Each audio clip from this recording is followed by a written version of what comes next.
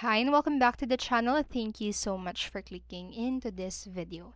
So in this video, I am going to teach you how to use Animal Husbandry Facility Guide on Starfield. So make sure that you stay until the very end of this video so you won't miss any important step or information. And without further ado, let's get on it. So if you want to set up your animal husbandry, so you first need to open the build menu and select the animal husbandry facility from the builders tab. So it will cost a 5 adaptive frame, 3 reactive gauge, and then sealant, and then aluminum. So you also need 3 power to get it up and running, and you'll want to connect water extractors and power sources using the modify mode.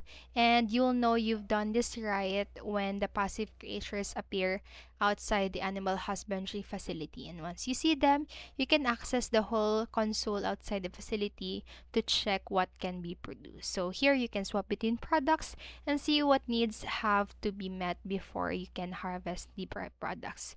And so that's it. That's how you can set up your animal husbandry facility in Starfield. And so I hope this helped you. And if it did, please make sure to like, subscribe, and hit notification bell button so you won't miss a video.